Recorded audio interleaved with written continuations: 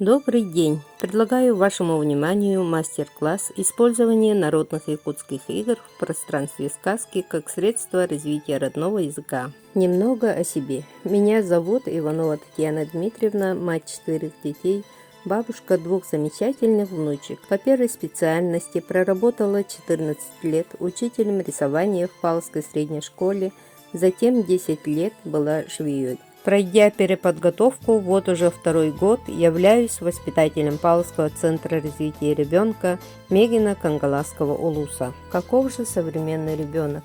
Современный мир – мир технологий. По причине переизбытка лишней информации, зависимости детей и взрослых от гаджетов приводит к нарушению психического и физического состояния здоровья ребенка. Из-за нехватки живого общения наблюдается задержка речевого развития детей. Любой язык – это совокупность всех знаний человека в мире, философии, истории и культуры. Если исчезнет язык, то исчезнет огромный объем знаний человека, накопленных на протяжении многих веков. К сожалению, это наблюдается и в нашей республике. Каждым годом увеличивается количество детей, не говорящих на якутском языке. Рассмотрим развитие материнского языка, возможных двух противоположных траекторий, вложение стараний для решения вышесказанной проблемы. Представим, что язык – это ребенок. В данном рисунке его символизирует дерево Албукмас, а треугольник – это его жизненный путь, проложенный слева направо. В семье рождается ребенок, и мы, родители, с самого рождения своего чада, начиная со здорового счастливого климата семьи, кормления материнским молоком,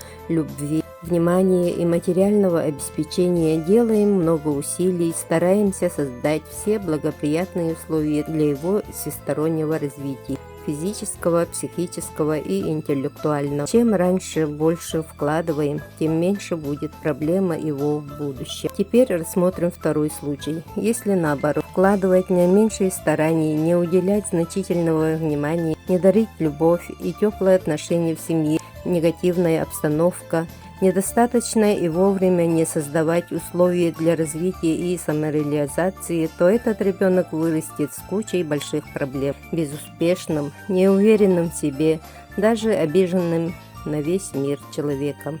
Таким образом, чем больше вклад, тем меньше проблем. Чем меньше вклад, тем больше проблема. И поэтому сейчас каждому из нас нужно сделать больше вклада для решения проблемы исчезновения нашего материнского языка, как уникальности и интеллектуальной собственности нашего народа Саха. Проработав год в детском саду, возникли такие вопросы. Почему все больше детей не говорят на родном языке? Какую литературу изучить по данной проблеме? Какие методы, формы, способы использовать для решения данной проблемы? Исходя из этого, были поставлены следующие первостепенные задачи. Изучение литературы о методах воспитания этнопедагогики и его уникальных возможностях для организации воспитательной работы для привития детям родного языка в условиях детского сада.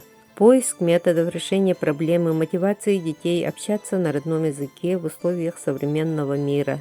Изучение сохраненных семейных традиций воспитания ребенка. В каждой семье рождается ребенок, вложенный себе генетической информацией своего народа. Боркут – физическая, якут – духовная, традиция и культура, салгын-кут – интеллектуальная. Язык должен развиваться на основе всех 3 областей – образования, культура и общества. Они должны идти в ногу. Это означает, что мы, обучая языкам, должны учитывать искусство и культуру этого народа. Политика государства должна быть направлена на сохранение уникальности языка.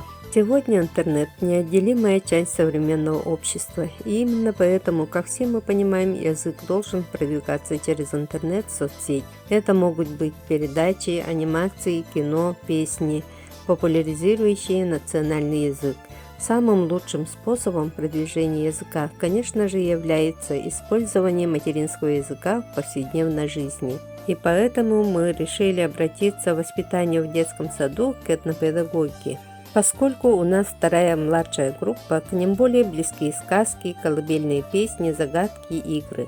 Через народное творчество ребенок не только овладевает родным языком, но и приобщаются к культуре своего народа. Изучив методическую литературу, поставили цель создания условий в пространстве сказки с внесением регионального контекста. Для достижения цели поставили ряд следующих задач. Создание предметно-развивающей среды для самовыражения детей в творческой деятельности посредством сказок в якутском колорите, учитывая вариативность применения в воспитательной работе. Оформление группы, дидактический материал, маркировка, кармашки для шкафов, национальная одежда для детей, подбор якутских национальных игр и изготовление по выбранным играм и сказкам якутских игрушек, соответствующих возрасту детей. Якутские игрушки из природного материала, оладушки из бересты, мячики из конского волоса, игрушки из бычьего рога и мячика, кукла из стальника, кырчах, кусочки тальника для конструирования.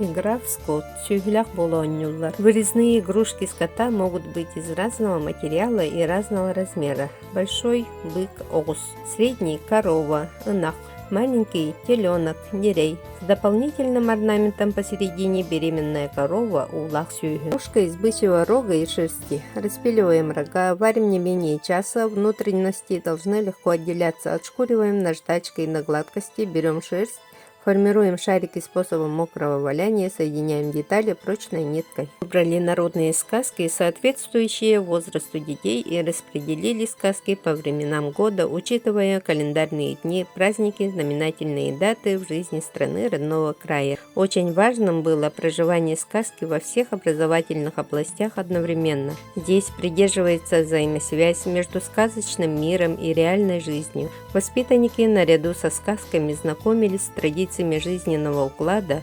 национальная утварь, охота, рыбалка, скотоводство, флорой и фауной родного края Саха-Сиря. Также наряду с якутскими сказками знакомимся и со сказками других народов и их культурой. По якутской народной сказке Тал-Тала-Мяхсин дети знакомились с явлениями природы, также знакомились с укладом жизни своих предков и их культурой, узнали название национальной утвари Чаран, Катыя, Тос, Ихит, Игая, с якутской одеждой джабака, сахалы, сон, ütülük этербес, предметами быта, балаган, котон, олбох, көмілөк, охох и труда, ани, сюр, курчах и так далее. Все это проживалось в игре в тесной связи с обыденной повседневной жизнью в сегодняшнем реалии. В этом самым ценным считаю то, что дети знакомятся со словами родного языка, которые почти не используются и исчезают из активного словаря даже взрослых людей. Например, очень много слов, относящихся к скотоводству. Дал хотон кыгы. Поставили инсценировку сказки «Старушка Талтал» и успешно участвовали в конкурсе внутри детского сада и улусных мероприятиях.